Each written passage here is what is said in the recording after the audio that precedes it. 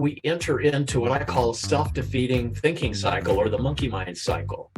So we develop some problematic perceptions and beliefs, dysfunctional, self-defeating, mistaken perceptions and beliefs. We seek to shore those up by going out into the world and looking for evidence. Anything that supports my perception and beliefs is good. Anything that challenges it is bad.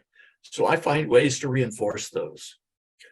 And then I show up with other people and engage in activities that's going to further support or amplify my beliefs and perceptions. And sometimes it includes criminal thinking errors, like a lot of people I worked with in the California Department of Corrections, or in the drug diversion treatment programs I developed and ran for years. There was a lot of not just bad thinking errors, there was criminal thinking errors that went with them. And people tend to surround themselves with other people who act, think, and behave the way they do to further support their perceptions and beliefs. So this is what we're dealing with, this self-defeating cycle, and it gets in the way.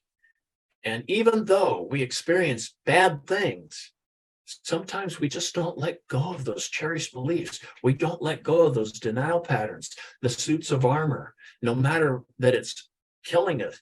It's killing our relationships. It's killing our freedom. It's killing our health. It doesn't matter. It's something we will protect with our dying breath.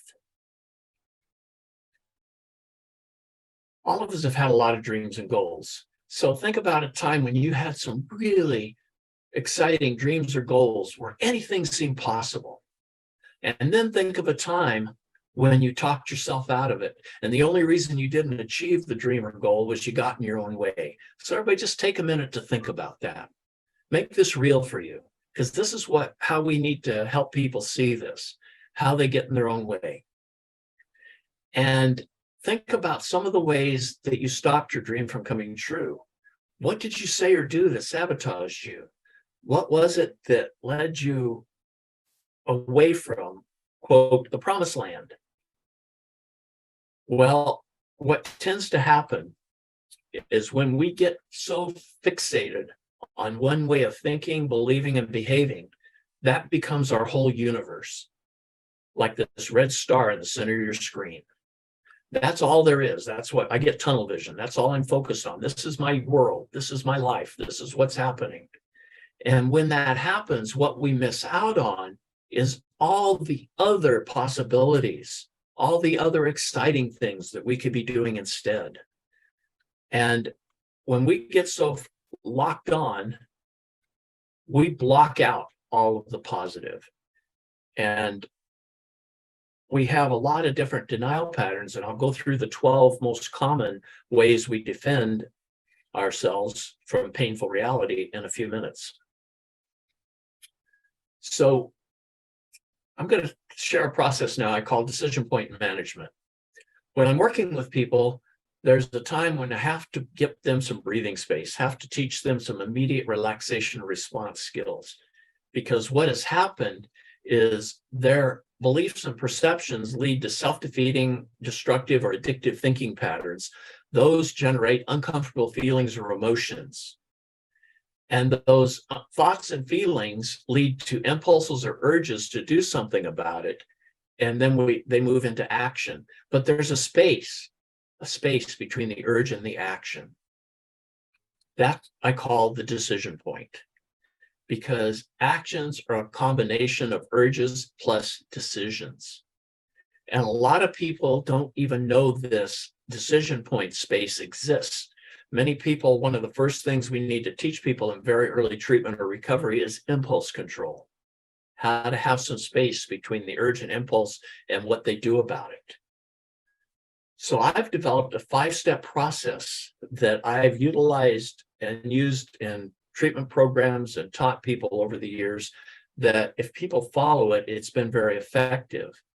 So the first step is when somebody recognizes they hit a stuck point or something, their stress levels go up, or they're starting to shoot themselves in the foot, they need to take a timeout. They need to put themselves in timeout and pause and notice the urge and not do a damn thing about it. So in order to be successful, we need to teach them how to relax. Something as simple as taking a deep breath, visualizing the stress leaving the body. There's a lot of real simple tools. One of the first tools I usually teach people is called 4-square breathing. You breathe in to the count of 4, you hold to the count of 4, you exhale to the count of 4, you hold to the count of 4 before the next breath. And I have them do that 3 or 4 times, and I'll do it with them. So we'll do it together. And by doing that, we're immediately getting them out of the amygdala limbic and back into their prefrontal cortex. So the first step is to get the stress levels down. Sal mentioned I'm also a marriage and family therapist. When I do couples therapy, I teach them this 5-step process in order to have a more successful relationship. And what I tell them is what usually happens after they take a time out is they go into their separate corners to develop a game plan to prove their way is the right way. And I says, that's got to stop. The first thing you do when you're in timeout is bring your stress levels down. Once the stress levels get down to a manageable point to where you're not all amped up, is now it's time to reflect. So what did I just want to do? What did I just want to say? Now, what's happened in the past when I've done that? You know, what has happened? What has been the good, the bad, and the ugly? What's likely to happen if I do the old way now? And what are the new ways? What are some new steps that I can take? On this reflect step, I usually ask people to involve what I call accountability partners. So when we do later in the presentation, what I call a call to action or developing something you're going to do different, I'm also going to ask you to have 2 or 3 accountability partners, people you can share that can help you be successful. So one of the first thing I do with people is help them start building a relapse prevention network. I've also done this with programs, teach them how to do AMA blocking, leaving against medical advice blocking. And this is part of the process for that too, is developing accountability partners to share this with. Now, the next step, the 4th step, is to make a decision, looking at all this reflection and what is the next right step? What is the next best step that I need to take in order to keep out of the problem and into the new solution? So we've got pause, reflect, and we're going to decide. And then a lot of people can do the first 3 steps. Pause, relax, reflect, and decide. They can do this, but they get into procrastination. So what makes it challenging is a lot of them never do it. So the final step, the 5th step, is do it. When you make that choice, get into authentic action. And remember and remind yourself, you're responsible for what you do and what happens because you do it. So the enforcement here is easy does it, but do it. A lot of people use that recovery slogan, easy does it, as a cop-out sometimes. But there's a second part to it. It's easy does it, but do it. You've got to get into authentic action. So those are the 5 steps. I even created a poster for the group rooms that looks a lot or exactly like this, because we have these printed out big poster size and put in all the group rooms. And a lot of times I train the staff and the patients, the clients, that when they noticed there was some stress in the room, all they had to do was go point at the poster. And a lot of times it was not the counselor or therapist that did it, but it was one of the group members. And that's what makes it very powerful. But these are the tools: pause, relax, reflect, decide, and do it. Make things happen.